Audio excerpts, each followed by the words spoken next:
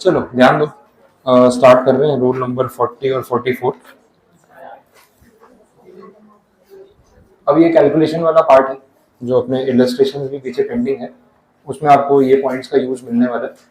मैंने इसको यहाँ पे थोड़ा समराइज भी कर दिया, अभी यहाँ से एकदम डायरेक्टली पता नहीं चलेगा, पहले पूरा एक्सप्लेन कर देता हूँ, फिर ये आपको समरी रिलेट हो जाएगी।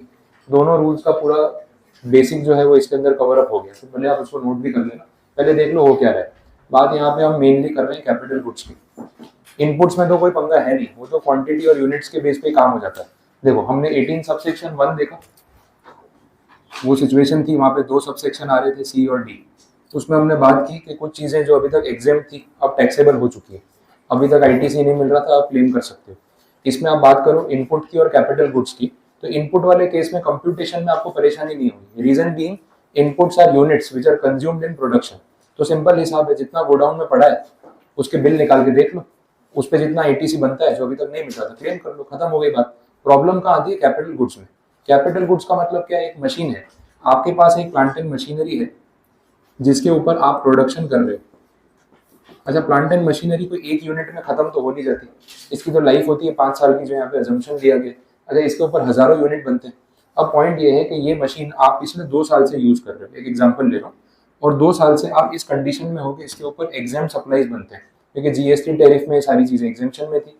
तो अल्टीमेटली आपको इस प्लांट एंड मशीनरी पे किए हुए आईटीसी का कोई क्रेडिट नहीं मिल रहा था, बिकॉज जो प्रोडक्ट बना रहे हो वो तो एग्जेम्प्ट है, तो आईटीसी मिलने वाला ही नहीं, अब आउटपुट टैक्स कलेक्ट नहीं कर रहे। अब 2 साल हो चुके हैं, अब अमेंडमेंट आ गया, और इस सिचुएशन के हिसाब से हम टैक्सेबल कैटेगरी में आ चुके हैं, समझ आए। तो अब से आपको सारे आईटीसी मिलने चाहिए, फिर चाहे वो इनपुट की बात हो रही हो या कैपिटल गुड्स की बात हो रही हो। इवन कैपिटल गुड्स पे भी आईटीसी मिलना चाहिए, क्यों? क्योंकि यही प्लांट एंड मशीनरी है जिसपे पिछले 2 साल से कोई आईटीसी नहीं मिल रहा था, लेकिन अब इसी मशीन के ऊपर वो प्रोडक्ट बनेंगे जो टैक्सेबल है। तो एज एन असेसी या एज अ टैक्स पेयर आप क्या बोलोगे कि यार अब इस मशीन के ऊपर जो प्रोडक्ट बन रहा है वो टैक्सेबल है, तो मशीन पे मेरा जो आईटीसी गया वो भी तो मिलना चाहिए ना। तो वो पूरा तो मिलेगा नहीं, डिपार्टमेंट क्या बोलेगा, बोले 2 साल से आप मशीन यूज कर चुके, उस पर फिर पूरा आईटीसी कैसे दे दे आपको। तो हम बोलेंगे कोई बात नहीं, रिमेनिंग लाइफ में जब प्रोडक्शन टैक्सेबल गुड्स का होना है तो प्रोपोर्शनेट आईटीसी तो मिलना चाहिए। तो जो रिमेनिंग लाइफ 3 इयर्स की अज्यूम की गई है उसका जो प्रो रेटा बेसिस पे आईटीसी बनता है वो तो क्लेम करने को मिलना चाहिए ना। तो वो कैलकुलेट कैसे होगा उसकी स्टोरी आपको समझाइए रूल नंबर 40 जो अभी आपने देखे कैसे कैलकुलेशन होता है। आ रही है बात समझ में? अब यहाँ पे जो इन्होंने कैलकुलेशन किया है या जैसे गिनना है वो भी समझ ही लो साथ में कि रूल नंबर 40 क्या बोल रहा है। रूल 40 बोल रहा है कि आप इन दोनों में से कोई भी क्लॉज में कवर हो रहे हो, composition to normal, exempt to taxable, कोई भी सिचुएशन हो, और बात हम स्पेसिफिक कैपिटल गुड्स की कर रहे हैं क्योंकि इनपुट में मैंने आपको बोला वो तो यूनिट टू यूनिट कैलकुलेट हो जाता है, उसमें रूल 40 की ज्यादा नीड नहीं है। तो कैपिटल गुड्स वाले केस में ये ऐसा बोल रहा है कि कैलकुलेशन क्वार्टरली बेस पे होगा। क्वार्टरली मतलब एवरी 3 मंथ्स। अगर आपने मशीन को एक क्वार्टर यूज कर लिया है, ठीक है, तो ऐसा समझ लो कि 5% आपका आईटीसी जो है वो चला गया, उसमें वसूल हो गया या खर्च हो गया, जितना भी आपने इनपुट टैक्स मशीन पे किया होगा। जैसे अपन अभी पिछले एग्जाम्पल में देख रहे थे कि 10 लाख की मशीन थी, 12% आपने उस पर आईटीसी पे किया था, तो 1,20,000 रुपये आपने जीएसटी भरा था। ये डेटा अपने पास है, इसी को बेस बना लेते हैं। तो अगर आपने मशीन को एक क्वार्टर यूज कर लिया तो इसमें से 5% आपका उसमें खर्च हो गया, बाकी का 95% क्लेम करना है तो कर लो, क्योंकि अब आप टैक्सेबल में शिफ्ट हुए। समझ में आ रहा है? ये अगर आपने 2 क्वार्टर तक मशीन यूज कर ली तो 10% गया, 4 क्वार्टर तक यूज कर ली तो 20% गया। समझ में आ रहा है? अच्छा, एग्जैक्ट क्वार्टरली यूज होगा ये भी तो जरूरी नहीं। अगर 4 क्वार्टर और 1 महीना यूज किया तो बोला पूरा 5 क्वार्टर काउंट होगा, मतलब 5% पर क्वार्टर का रेट है, और part of a quarter will be considered as a full quarter. मतलब अगर 3 महीने से ऊपर एक भी दिन हो गया तो दूसरा क्वार्टर पूरा काउंट हो जाएगा, ऐसा बोला हुआ। समझ में आया? तो अगर आपने मशीन को 2 साल तक यूज किया है तो 5% पर क्वार्टर के हिसाब से 2 साल में कितने क्वार्टर आते होंगे टोटल? 8। एक साल में 4 क्वार्टर, क्वार्टर मतलब 1/4 हो गया ना, तो अभी 2 साल में 8 क्वार्टर आए होंगे। तो 8 क्वार्टर्स के हिसाब से 40% जो आपका आईटीसी है वो इस हिस्से को बिलोंग करता है जिसमें आप एग्जाम गुड्स बना रहे थे। तो आपके 1,20,000 में से 40% तो आप भूल जाओ, ठीक है, वो टाइम तो निकल चुका। लेकिन जो रिमेनिंग टाइम अवेलेबल है 60%, वो आप क्लेम कर लो। तो इन शॉर्ट 120 पे आपको 60% आईटीसी अब क्लेम करने को मिल जाएगा, 72,000। आगे का 48,000 भूल जाओ। आ रहा है समझ में? इतना सिंपल कैलकुलेशन। अब मैंने जो आपको अजम्पशन बोला ना 5 इयर्स का, वो अजम्पशन यहाँ से देखो वेरीफाई हो जाएगा। अगर मैं एक क्वार्टर का डेप्रिसिएशन या राइटिंग ऑफ पोर्शन 5% गिन रहा हूँ तो पूरा 100% राइट ऑफ होने में कितने क्वार्टर लगेंगे बोलो? एक क्वार्टर का 5% तो पूरे साल का कितना हो गया? 20%। तो एक साल में 20% तो आपका एटीसी राइट ऑफ हो गया। तो पूरा 100% राइट ऑफ करने में कितने साल लगेंगे? 5 साल हो गया। तो मैंने इसलिए आपको स्टार्टिंग में ही बोल दिया कि यहाँ पे एक्ट में अजम्पशन लिया गया है कोई भी कैपिटल गुड्स की जो लाइफ है वो कितनी होती है? 5 साल। बोलो, कोई कंफ्यूजन यहाँ तक? एकदम सिंपल कैलकुलेशन था। तो पॉइंट ये है कि जब बात हो रही होगी सेक्शन 18 सब सेक्शन 1 की, तो एप्लीकेबल रूल होगा रूल नंबर 40। और रूल नंबर 40 कैलकुलेशन कैसे करता है? क्वार्टरली बेस पे करता है, 5% पर क्वार्टर और पार्ट ऑफ अ क्वार्टर। इतनी सिचुएशन, इससे ज्यादा कुछ कैलकुलेशन रूल के अंदर है नहीं। अगर आपको इतना प्रैक्टिकल समझ में आ गया, आपका रूल नंबर 40 पूरा कंप्लीट है। बोलो, कोई कंफ्यूजन नहीं आता? क्लियर? तो ये एक पार्ट मैंने आपको बता दिया। दूसरा पार्ट भी देख लो जो इससे रिलेटेड है, 18 सबसेक्शन 4 एंड रूल नंबर 44। ये सारी चीजें मैं आपको एग्जांपल के साथ कैलकुलेट कराने वाला हूँ। अभी आप इसमें से कुछ नहीं भी लिखोगे तो चल जाएगा, ऐसा प्रॉब्लम नहीं। पहले आप एक्सप्लेनेशन समझ लो, फिर देखते हैं। एक्चुअली इन्होंने दो अलग रूल बना के ना अननेसेसरी कंफ्यूजन किया, जबकि मेरे हिसाब से ऐसा करना ही नहीं चाहिए। अगर दोनों के लिए सेम रूल होता ना तो याद रखना इजी रहता है एज ए स्टूडेंट। प्रैक्टिस में तो चलो ठीक है, एक्ट खोल के देख लेंगे कौन से रूल में क्या बोला है, लेकिन एग्जाम में जब आपको याद करके लिखना है तो यहाँ थोड़ा सा कंफ्यूजन होता है। ट्राई करेंगे कि ऐसा प्रॉब्लम ना आए, इसलिए मैं आपको ये चीज़ें इतनी डिटेल में बता रहा हूँ। अब बात हो रही है 18 सबसेक्शन 4 की। यहाँ पे हम देख रहे हैं कि अभी तक चीज़ें टैक्सेबल थी, अब कन्वर्ट हो चुके हैं एग्जेम्प्ट में। समझ में आ रहा है? तो टैक्सेबल चीज को अगर आप एग्जेम्प्ट में कन्वर्ट कर रहे हो, तो पॉइंट ये है कि अभी तक जो प्लांट एंड मशीनरी यूज हो रही थी प्रोडक्शन के लिए, उस पर आपने पूरा एटीसी ले रखा होगा, लेकिन पूरा एटीसी मिलना नहीं चाहिए। बात वापस वही है। अब यहाँ पे आप मशीन बेच नहीं रहे हो, लेकिन मशीन का यूज चेंज हो रहा है। इस मशीन पे अगेन मैं सेम डेटा के पॉइंट से बात करूँ तो 1,20,000 रुपये आपने इनपुट टैक्स पे किया था, जिसका आईटीसी पूरा आप अगले 2-4 महीने में वसूल कर चुके। आप इस मशीन को कुछ ड्यूरेशन से यूज कर रहे हो फॉर मेकिंग एग्जाम सप्लाई। अब आप इस पे बनाने, सॉरी, टैक्सेबल सप्लाईज, अब आप इस पे बनाने वाले हो एग्जाम सप्लाईज। तो जितना ड्यूरेशन आपने टैक्सेबल सप्लाई बनाने के लिए यूज किया, उसके हिसाब से आपको प्रो रेटा एटीसी मिलना चाहिए। लेकिन अभी भी इस मशीन की लाइफ बाकी है। मैं ऐसा अज्यूम कर लेता हूँ कि भाई आपने 3 साल तक मशीन यूज की है फॉर मेकिंग टैक्सेबल सप्लाईज, लेकिन अब कल से आप इस पे एग्जाम सप्लाई बनाने वाले हो, तो आइडियली आपको ये पूरा एटीसी नहीं मिलना चाहिए। जो आप पहले से वसूल करके बैठे हो, मिलना नहीं चाहिए। तो गवर्नमेंट क्या बोलेगी, एक काम करो, इसमें से एक हिस्सा भले क्लेम करके रखो, हमें प्रॉब्लम नहीं है, लेकिन कुछ पोर्शन जो है ना वो रिवर्सल कर दो, पैसे वापस करो। पूरे 1,20,000 रुपए का फायदा लेके बैठे हो, लेकिन अब मशीन जो है वो एग्जाम सप्लाई के लिए यूज होने वाली है, तो आपको पूरा एटीसी तो मिलना नहीं चाहिए। तो क्योंकि ऑलरेडी पूरा क्लेम कर चुके हो, क्या ऑप्शन बचा है? रिवर्सल ही बचा है। और रिवर्सल का मतलब क्या होगा? कैश में पे करके सेटल करो। आ रही बात समझ में? तो फिर अपना वही सवाल, भाई गिनना कैसे, कैसे कैलकुलेशन होगा? अब इस सिचुएशन का 18 सबसेक्शन 4 का जो रेलेवेंट रूल है 44 है, 40 वाला नहीं है। अब रूल 44 में जो कैलकुलेशन है वो मंथली बेसिस पे, क्वार्टरली बेसिस पे नहीं। आ रहा है समझ में? इन्होंने बहुत सिंपल वे में बोला है, जितना भी आपने इनपुट टैक्स पे किया है उसको डिवाइड करो 60 मंथ्स में। 60 मंथ्स मतलब वापस 5 ईयर्स ही हो गया। सेम अजम्पशन, वहाँ पे 5 ईयर्स है, यहाँ पे 5 ईयर्स है, वहाँ क्वार्टरली था, यहाँ मंथली कर दिया। तो बोले आपको मंथली अमाउंट पता चल जाएगा। अच्छा, आपने इस मशीन को कितने साल तक टैक्सेबल पर्पज के लिए यूज किया? 3 साल। तो 3 साल में कितने महीने होते हैं? 36। ठीक है, तो ये पर मंथ आ जाएगा कैलकुलेशन। देखो कितना वसूल करना है, कैसे गिनेंगे? 1,20,000 डिवाइड बाई 60 मंथ्स, तो मंथली बेसिस पे आ गया, इंटू 36 मंथ्स। तो आइडियली आपको इतना ही आईटीसी मिलना चाहिए, क्योंकि इस ड्यूरेशन के लिए टैक्सेबल सप्लाईज बनते थे। अब जो रिमेनिंग ड्यूरेशन है 60 में से, दैट इज 24 मंथ्स, तो 24 मंथ्स का जो प्रोपोर्शनेट आईटीसी है जो आप ऑलरेडी क्लेम करके बैठे हो, वो रिवर्स करना है। आ रहा है समझ में? तो अगर ये पूछा जाए कि रिवर्स कितना करना है, तो वैसे गिनेंगे 120 डिवाइड बाई 60 इंटू 24, ये पोर्शन आपको करना है रिवर्स। आया समझ में? तो ये मंथली बेसिस पे कैलकुलेशन किया तो डिवाइड बाई 60 मंथ्स कर दिया। अजम्पशन सेम है, life of the capital goods is 5 years. यहाँ पे भी तो सेम था, 5% पर क्वार्टर का मतलब भी 5 ईयर्स ही होता है। अब ये दोनों रूल में ना एक क्वार्टरली गिनवा रहे हैं, एक मंथली गिनवा रहे हैं, फिर एग्जाम में एज ए स्टूडेंट अपने को कंफ्यूजन होता है कि यार कौन सी सिचुएशन में क्या रूल था। अगर ये दोनों क्वार्टरली है, दोनों मंथली रखे होते, ज्यादा फर्क डिपार्टमेंट को नहीं पड़ता, बट एज ए स्टूडेंट अपने लिए याद रखना ईजी होता। तो मैं इसलिए बोल रहा हूँ कि ये अगर सेम होता तो ज्यादा ईजी रहता, लेकिन उन्होंने दो अलग रूल बना दिए और ये अभी आपके सामने सिचुएशन है, तो आपको याद रखना पड़ेगा। इसलिए मैंने एक टेबल बना दिया। आप भी वैसे नोट करके रखोगे तो एग्जाम में मिक्सअप नहीं होगा कि किसके साथ कौन सा रूल एप्लीकेबल। कैलकुलेशन समझ आए यहाँ पे क्या हो रहा है? क्लियर? एक पॉइंट और एक बार मैं ऐड कर दूं, फिर आप लिख लो। सुन लो, पहले मैंने आपको ये सिचुएशन कवर करवा दी, ये भी कवर हो गई, एक ये वाली बाकी 18 सबसेक्शन 6। अभी लास्ट में बात हो रही थी, कैपिटल गुड्स को सेल किया आफ्टर यूज। कुछ महीनों तक मैंने मशीन यूज की, फिर मैंने बेच दी। अब इस सिचुएशन में क्या था, यहाँ मशीन बेची नहीं थी, मशीन का यूज चेंज हो रहा था। मालिक आज भी मैं हूँ, अभी तक टैक्सेबल सप्लाई बना रहा था, अब उसी मशीन पे एग्जाम सप्लाई बनाऊंगा, तो मशीन का यूज चेंज हुआ, ओनरशिप मेरे पास ही थी, लेकिन फिर भी इस सिचुएशन की वजह से मुझे एक रिवर्सल करना पड़ा। 18 सबसेक्शन 6 में ऐसा है कि मैंने मशीन किसी को सेल ऑफ कर दी 2 साल के अंदर, अब बाकी का 3 साल का आईटीसी तो उसको मिलना चाहिए ना, मुझे क्यों मिलेगा? तो वहां पे भी तो रिवर्सल करना ही पड़ेगा। अब रिवर्सल करने के लिए कैलकुलेशन करनी पड़ेगी। कैलकुलेशन उन्होंने बोली है कि 18 सबसेक्शन 6 में यूज होगा रूल 40, और रूल 40 में कैलकुलेशन किस बेसिस पे? क्वार्टरली। तो वहाँ क्वार्टरली वाला वही कैलकुलेशन 5% पर क्वार्टर। तो जितने क्वार्टर आपने मशीन यूज की उतना एटीसी आपका, बाकी का रिवर्सल करना पड़ेगा। तो ये जो रिवर्सल यहाँ मंथली हो रहा था वहाँ पे क्वार्टरली बेसिस पे होगा 5% के हिसाब से, बस इससे ऊपर कोई स्टोरी उसमें है नहीं। आ रहा है समझ में? क्लियर हुआ? तो अभी मैंने आपको सारा रिलेट करा दिया कि सिस्टम कैसे काम कर रहा है, आप इस चीज को नोट कर लो, फिर उसके बाद अपने आगे बाकी बातें कर लेते हैं। और रूल 40 और रूल 44 की जो थियरी है उसमें आपको मेरी कोई जरूरत नहीं पड़ेगी, एक बार आपको उसको रीड आउट करना है और जो समझाया उसे टैली कर देना, वो पूरा पॉइंट कंप्लीट है। एक दो पॉइंट जो एडिशनली बताने वो ये लिख लो, उसके बाद बताता हूँ।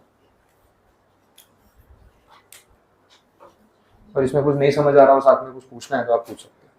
ये सब तो एक बार ठीक है, तो समझ में आएगा। मेनली आप ये नोट कर लो, ये समरी है, लास्ट डे पे एग्जाम के दिन पे आपको ये चीज काम आने वाली है, कैसे इसको रिलेट करना, वो लिख लो वहां पे, कहीं ना कहीं जगह तो होगी बुक में, नोट कर लो। बोलो हो गया? ये टेबल नोट कर ली, ये क्लियर है? चलो अब जो एक दो पॉइंट्स इसमें समझाने वो देख लो, पेज नंबर 80 पे, या 18 सबसेक्शन 6 आप देख लो। 18 सबसेक्शन 6 में जो ये लास्ट में पॉइंट पे बात हो रही है, capital goods are sold after use, इसमें मैंने आपको क्या बोला? रिवर्सल करना पड़ेगा। और रिवर्सल के लिए जो रेलेवेंट रूल बताया वो मैंने क्वार्टरली वाला बताया, but this is half part of the provision. इसके साथ एक दूसरी कंडीशन भी है, ये तो आपने समझ ली, जितना अभी तक समझाया वो तो है ही, लेकिन दो कंडीशंस होती है रिवर्सल के लिए। एग्जैक्टली अमाउंट कैसे फाइंड आउट करना है उसकी सेकंड कंडीशन आप समझ लो। इसमें जो रेलेवेंट है वही रखता हूँ, बाकी हटा देता हूँ।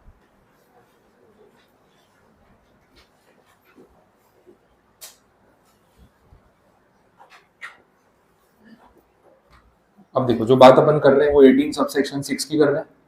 यहाँ पे कैपिटल गुड्स को आपने सेल कर दिया आफ्टर यूज, ठीक है? तो एक मशीन यूज की, उसको बेच दिया, ये कंडीशन है। पॉइंट ये है कि आपने कितने टाइम तक मशीन को यूज किया और कब बेचा, उस पर चीजें डिपेंड करती है। हम मान लेते हैं कि 2 साल तक हमने इसको यूज किया और अब इसको सेल कर रहे हैं, तो इस आईटीसी में से एक पोर्शन आपको रिवर्स करना पड़ेगा, वो बात हो रही है। रिवर्सल के लिए अभी रूल में हमने क्या देखा? क्वार्टरली कैलकुलेशन करना है, ठीक है? 2 साल के हिसाब से अगर आप गिनो 5% पर क्वार्टर, तो 2 साल में कितने? 8 क्वार्टर होते हैं, तो ये 40% बनेगा। तो इतना तो आपको मिलना चाहिए, बिकॉज इस टाइम के लिए ओनर आप थे। आगे का नहीं मिलना चाहिए तो वो रिवर्स होगा। तो अगर मैं रिवर्सल की बात करूंगा तो 40% मुझे मिलना चाहिए, बाकी का 60% रिवर्स होना चाहिए। तो आंसर कितना आएगा? 72,000 आएगा। दिस इज फर्स्ट कंडीशन, ये फाइनल आंसर नहीं है रिवर्सल का, इसमें एक और कंडीशन भी है, अब वो समझ लो। दूसरी कंडीशन में उन्होंने टारगेट किया है ट्रांजैक्शन वैल्यू को। मैंने ये मशीन किसी ना किसी को सेल की होगी, तो सेल करते टाइम सामने वाले से कुछ पैसे तो चार्ज किए होंगे, समझ में आ रहा है? वो अमाउंट अपने अज्यूम कर लेते हैं, XYZ कुछ भी अमाउंट हो सकता है। मशीन ओरिजिनली 10 लाख रुपए की थी, जिसके ऊपर ये 12% जीएसटी आ रहा था। हम मान लेते हैं कि हमने मशीन 6 लाख रुपए में बेची, तो 6 लाख रुपीज ट्रांजेक्शन वैल्यू है। तो मैंने भी तो 6 लाख रुपए पे आपसे जीएसटी कलेक्ट किया होगा ना, वो जीएसटी का रेट तो सेम ही रहा होगा 12%, क्योंकि मशीन तो सेम है, टैरिफ में तो कोई चेंजेस नहीं है। तो 6 लाख पे 12% मतलब ऐसे मैच हो गया, नहीं वैल्यू चेंज करनी पड़ेगी, 4 लाख रख लेते हैं, बिकॉज वो वापस 72,000 आ रहा है। 4 लाख पे 12% गिन लेते हैं, कितना होगा ये? 48,000 होगा। अब इन्होंने रूल में ऐसा बोला, this is the second limit. ये फर्स्ट अमाउंट आया, ये सेकंड अमाउंट, हमें इसमें से रिवर्सल करना है विच एवर इज हायर। तो इतना पार्ट मैंने बताया था, ये भी एक्स्ट्रा ऐड किया। इन दोनों कंडीशंस में से जो भी हायर होगा that is to be reversed. तो अपना फाइनल आंसर क्या आएगा? 72,000। अब यही मशीन मैंने अगर 8 लाख में बेची होती तो अमाउंट ज्यादा आता, तो फिर हायर वाला सिलेक्ट होता। अपने को whichever is higher select करना है। इन दोनों में से जो रिवर्सल होगा वो कितने अमाउंट का होगा? 72,000 का, इस सिचुएशन, इस डेटा के हिसाब से। अब आप 18 सबसेक्शन 6 की थियरी देखो, उसमें बात लिखी हुई है, टैली करवा देता हूँ। इन case of supply of capital goods or plant and machinery on which ITC has been taken, the registered person shall pay an amount equal to the ITC taken on the said capital goods or plant and machinery, reduced by such percentage points as may be prescribed. वो अपन ने कर दिया 5% per quarter, or the tax on the transaction value of such capital goods as determined under section 15. Section 15 हम पढ़ चुके हैं, value of supply का एक ही सेक्शन था अपना, सेक्शन 15, जिसमें transaction value plus minus discount, subsidy, additional packaging cost, machinery का कमीशन, वो सब की बात हुई थी। तो वही सेक्शन 15 में जो ट्रांजैक्शन वैल्यू आ रही है उस पर जो जीएसटी हमने कलेक्ट किया वो इन दोनों में से बोला whichever is higher it is to be reversed. तो ये कंडीशन अब जाके आपकी 18 सबसेक्शन 6 वाली कंप्लीट है। क्लियर? ये सिर्फ इस सबसेक्शन के लिए है। 18.4 और 18.1 में जो बात होनी थी वो तो वहाँ पे हो गई। ये विच एवर इज हायर वाला पॉइंट सिर्फ सबसेक्शन 6 में एप्लीकेबल। तो इस पर आपको एग्जाम्पल बताइए, पीछे इलस्ट्रेशन में भी ऐसे ही पॉइंट आएगा। तो ये बेसिक कंडीशन यहाँ कंप्लीट। अब ये जितना भी अभी आपको पढ़ा रहा हूँ 18 सबसेक्शन 6, इसका एक प्रोविजो है। प्रोविजो का मतलब क्या होता है? एक्सेप्शन।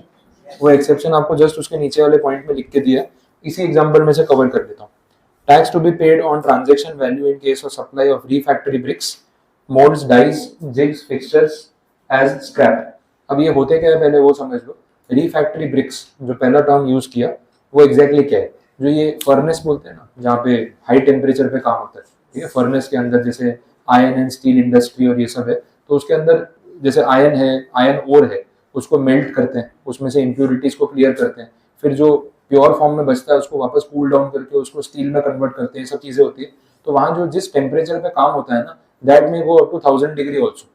तो जिस फर्नेस में, जिस मशीन के अंदर ये मोल्टन आयरन और ये सब रखा जा रहा है या उसके थ्रू पास ऑन किया जा रहा है, वो चीज भी तो मेल्ट हो जाएगी ना इतनी हीट से, समझ आ रहा है? तो वो जो फर्नेस की इनर लाइनिंग होती है उसके लिए ब्रिक्स यूज करते हैं, ऐसी ब्रिक्स जो इतना टेम्परेचर बेयर कर सकती है, जो मोल्टन आयरन क्रिएट करता है। तो बोला कि वो जो ब्रिक्स है उसका नाम है रिफैक्टरी ब्रिक्स। अब ये रिफैक्टरी ब्रिक्स एक तरीके की कैपिटल गुड्स हो गई, बिकॉज आपने फर्नेस के अंदर उसको एस्टेब्लिश किया तो एक दो दिन में खराब नहीं हो जाएगी, कुछ टाइम चलेगी, लेकिन कुछ साल के बाद वो ब्रिक्स भी वो हीट फेस कर करके डिटीरियोरेट हो जाएगी, एक पॉइंट पे उसको आपको स्क्रैप करना पड़ेगा। तो दैट इज रिफैक्टरी ब्रिक्स। फिर बात हो रही थी मोल्ड्स और डाइज की, किसी भी प्रोडक्ट को शेप देने के लिए जो मोल्ड यूज होता है, तो उससे भी तो हजारों प्रोडक्ट बनते होंगे ना, काफी साल तक काम लगता होगा, फिर उसकी क्वालिटी बिगड़ने लगती होगी तो अपने उसको स्क्रैप करते होंगे। मशीन के पार्ट्स होते हैं, जिग्स एंड फिक्सचर्स, ये भी कुछ टाइम के बाद खराब होते होंगे। इनमें से कोई भी चीज हो, refractory bricks, moulds, dies, jigs, fixtures जो यहाँ पे लिखा है, और अगर उनको आप as a capital goods use करने के बाद सेल ऑफ कर रहे हो, ट्रांसफर कर रहे हो, तो इसमें ऐसा बोला कि ये दो कंडीशन नहीं लगानी है, दो में से सिर्फ ये सेकंड वाली कंडीशन लगानी है डायरेक्टली। प्रोविजो एक्सेप्शन है, बाकी कोई भी कैपिटल गुड्स हो इन तीन चार नाम के अलावा तो रूल यही लगेगा 1 और 2 विच एवर इज हायर। लेकिन ये जो स्पेसिफिक नाम दे रखे इनमें से कोई भी कैपिटल गुड्स होगा तो रूल क्या लगेगा? सिर्फ सेकंड वाला। मतलब उस केस में आपका आंसर सिर्फ ये होगा, डायरेक्टली इतना रिवर्सल कर दो, बात खत्म, दोनों में से हायर वाला कैलकुलेशन नहीं करना है। अब देखा जाए तो प्रैक्टिकली अपने लिए एज ए स्टूडेंट भी शांति है, ये क्वार्टरली कैलकुलेशन करना ही नहीं पड़ेगा, समझ आ गया? सीधा ट्रांजेक्शन वैल्यू जितने में ये सब चीजें स्क्रैप की, उस पर जितना जीएसटी कलेक्ट किया उतना रिवर्स कर दो, बाकी दिमाग लगाने की जरूरत ही नहीं। और ये दोनों एंट्री में कैलकुलेशन वाली मेहनत तो इसी में हो रही है, पहले ये गिनो, फिर क्वार्टरली मल्टीप्लाई करो, फिर बाकी का अमाउंट लाओ, वो सब करना नहीं, तो अपने लिए इजी हो गया। अब एग्जाम में अगर कोई प्रैक्टिकल सम आता है इस चीज को लेके, ऊपर लिखा है refractory bricks are sold as scrap, आपने रिफैक्टरी ब्रिक्स पे ध्यान नहीं दिया, ये सब दोनों कैलकुलेट करके विच एवर इज हायर करके आ गए। बाई चांस तुक्के में आंसर सही आ भी गया कि ये अमाउंट छोटा निकला, ये बड़ा निकला, जो भी है, लेकिन फिर भी आपको मार्क्स नहीं मिलेंगे क्योंकि आपने प्रोविजन गलत लगाया, और अमाउंट सही आने भी नहीं वाला, क्योंकि विच एवर इज हायर करोगे तो हो सकता है दोनों में से कोई भी एंट्री आ जाए। सेक्शन में लिखा है कि सिर्फ यही एंट्री लेनी है, आपको ये गिनना ही नहीं, फिर भी आप गिन के आ जाओगे, उसमें मार्क्स नहीं मिलेंगे, भले आपके नंबर सही, लेकिन रीजन आपको पता ही नहीं है कि प्रोविजन क्या है, तो मार्क्स मिलने वाले हैं 0। समझ आ गए? तो एक्सेप्शन को ज्यादा ध्यान रखना चाहिए, क्योंकि एग्जाम्स में वो लोग ऐसे एक्सेप्शन का यूज करते हैं जस्ट टू चेक कि स्टूडेंट सिर्फ सेक्शन पढ़ता है या एंड तक जाके वो प्रोविजो भी पढ़ता है। तो प्रोविजोज का यूज केसेस में भी ज्यादा होता है और ऐसे टॉपिक्स में भी खास होता है, तो इसको इंपॉर्टेंट मार्क करके आप रखना। एक लाइन का पॉइंट है, किसी ने जल्दी में स्किप कर दिया, पूरा 5 मार्क का सम गलत हो जाएगा। आया समझ में? चलो, तो ये अब टॉपिक यहाँ पे कंप्लीट।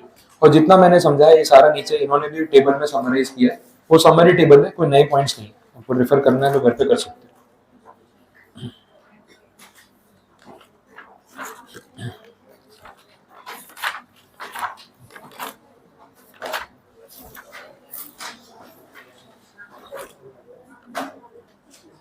अब देखो जो इलस्ट्रेशंस है इससे रिलेटेड, उस पर एक बार आ जाओ।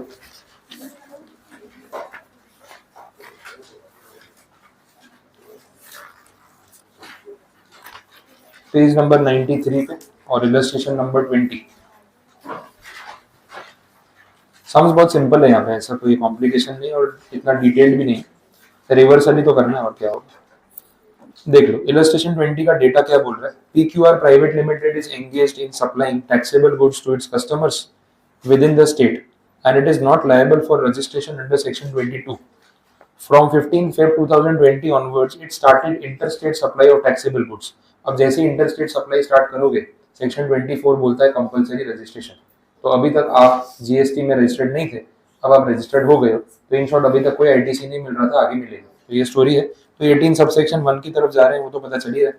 आपने रजिस्ट्रेशन के लिए 10 दिन में अप्लाई भी कर दिया, रजिस्ट्रेशन आपको मिल गया। तो अगर 15 फेब को आपको रजिस्ट्रेशन इफेक्टिवली मिला है, तो उसके एक दिन पहले तक आपके गोडाउन में जितने रुपए के गुड्स पड़े थे, उस पर जितना जीएसटी चुकाया था, अब उसका आईटीसी मिलना चाहिए। ये स्टोरी है। तो उसकी डिटेल्स आगे दी है।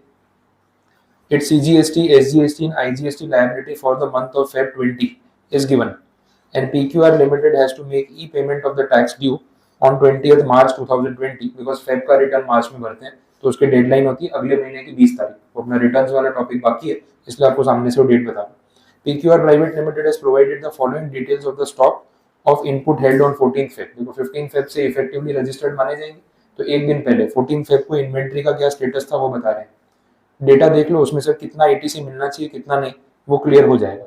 इनपुट्स आपने रिसीव किए थे 10 जनवरी को 2020 में, और उसका इनवॉइस भी आपके पास है, और ये इनपुट्स आपके स्टॉक में पड़े, मतलब ये रॉ मटेरियल है। इसमें क्या ध्यान रखना होता है कि 1 साल से पुराना बिल नहीं होना चाहिए। तो वही 14 फेब का डेटा है, रेफरेंस डेट है, तो 14 फेब 2019, उसके 1 साल पहले तक, उसके बीच में कोई भी इनवॉइस आया होगा चलेगा, उसके पहले का इनवॉइस होगा तो डिनाई हो जाएगा। ये तो 1 महीना पुराना इनवॉइस है, आप क्लेम कर लो। तो ये 3600 जो अमाउंट है CGST plus SGST, this is available for ITC, आप आराम से क्लेम कर लेना, कोई प्रॉब्लम नहीं। Inputs received on 25 October 2019, invoice dated 26 October 2019 in the form of semi finished goods. बोलो आईटीसी मिलेगा या नहीं? रीजन 1 साल से पुराना हो गया, तो 20 और 19 देख के डिसाइड कर लिया, मंथ नहीं देखोगे। अक्टूबर है ना, कितने महीने हुए? 4-5 महीने तो हुए, फेब से पीछे जाके अक्टूबर, 4 महीने तो हुए, तो मिलेगा ना। आप खाली 20 और 19 देख रहे हो, मंथ भी तो देखो। 14 फेब 2020 है, तो 14 फेब 2019 रेलेवेंट होगा ना, उसके बीच में कोई भी डेट है तो क्लेम कर सकते हो, तो मिलना चाहिए। इतना जल्दी में रहते हो, डेट भी नहीं पढ़ रहे हो। इनपुट्स रिसीव्ड इन 15 जैन 2020 और फिनिश गुड्स के फॉर्म में है, बोलो मिलेगा या नहीं? मिलेगा ना, ठीक है, कोई प्रॉब्लम नहीं। तो ये सारा आप क्लेम कर लो, आईटीसी जितना भी लिखा है उसमें कोई इशू नहीं आने वाला। सॉल्यूशन में आप देख लो, वही किया उन्होंने, जो पहला टेबल बना है ना सॉल्यूशन में, उसमें सब कुछ ही क्लेम कर दिया।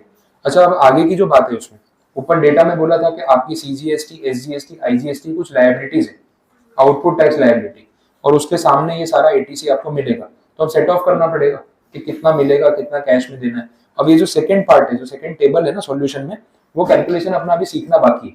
पेमेंट ऑफ टैक्स वाला टॉपिक मैंने अभी करवाया नहीं कि क्रेडिट कैसे यूज करते हैं, तो ये उतना पार्ट अभी पेंडिंग रहेगा जब तक मैं आपको चैप्टर करवा नहीं देता। जब वो टॉपिक हम पढ़ेंगे तो उसमें ऐसे सम्स में आप प्रैक्टिस कराने ही वाला हूँ, तो उसके बाद में वापस आके आपको ये नहीं भी समझाऊंगा ना, आप खुद से भी ट्राई करोगे तो बन जाएगा। तो इन शॉर्ट समझ लो कि कवर हो ही जाने वाला है, बट अभी के लिए पेंडिंग रहेगा, तो आप वहाँ नोट करके रख सकते हो। तो सेकंड पार्ट अभी सॉल्व करना नहीं है, नीचे नोट में लिखा है section 49 capital A, rule 88 capital A, ये पेमेंट ऑफ टैक्स वाले चैप्टर में कवर हो, ठीक है। तो ये सम यहाँ पे कंप्लीट है, इसमें इतनी स्टोरी थी। अब देखो सिमिलर सम है, मैं आपको बता देता हूँ ये चीज, एक बार आप ट्राई कर सकते हो घर पे एज अ होमवर्क। फिर जो क्वेरी आएगी, कुछ ना कुछ डाउट आएगा, कोई प्रॉब्लम नहीं, जितना भी समझ में आए कोशिश तो करना। इलस्ट्रेशन नंबर 22, इसमें बात हो रही है आईटीसी के रिवर्सल की। अभी यहाँ पे क्लेम करने की बात हो रही थी, तो जो गुड्स अभी तक टैक्सेबल थे अब वो एग्जेम्प्ट हो गए, तो जितना आईटीसी लेके बैठे उतना रिवर्स करना। अब इसमें इनपुट्स भी आएंगे, इसमें सेमी फिनिश गुड्स भी आएंगे, इसमें फिनिश गुड्स भी पड़े होंगे, तो उसमें आपको ना जीएसटी कंपोनेंट गिनना है आईटीसी वाला, एंड देन उसका रिवर्सल करना है। तो एंट्री वाइज गिनते जाओ, जहाँ पे प्रॉब्लम आएगी मैं आपको समझा दूंगा। कैपिटल गुड्स वाला पॉइंट भी है, उसमें यही सब रूल लगेंगे, तो आपको खुद डिसाइड करना है। रूल 40 है, 44 है, और मैंने कैलकुलेशंस यहाँ पे समझाए हुए, तो एक बार अटेम्प्ट करके देख सकते हो। 22 वाला ट्राई करना, डाउट आएगा तो अपने डेफिनेटली डिस्कस करेंगे, उसमें प्रॉब्लम नहीं। नेक्स्ट इलस्ट्रेशन नंबर 23 है, वो भी सिमिलर लाइंस पे है। ये मंथली कैलकुलेशन जो 60 मंथ्स वाला हो रहा था उसके बेसिस पे है, तो 23 भी एक बार आप कोशिश कर सकते हो, जो भी समझ में आए। नहीं आएगा तो कोई बात नहीं, मैं करवाना ही वाला हूँ वैसे भी, बट एक बार आप अटेंड तो करके आओ, खुद बैठ के सोचते हो कितना रिलेट होता है। तो 23 और 24 और 25 जो क्वेश्चन है ना, वो एग्जैक्ट ये वाला सम है। मैं आपको पहले हिंट दे रहा हूँ, इलस्ट्रेशन 24 ये 2 कंडीशंस पे है, इलस्ट्रेशन 25 ये वाली कंडीशन है। तो अगर आपको ये एग्जांपल समझ आया तो 24-25 आपके बन जाएंगे, और नहीं भी बने तो प्रॉब्लम नहीं, अपने डिस्कस तो कर ही लेंगे। एक बार आप पहले अटेम्प्ट करके देख लो, ठीक है।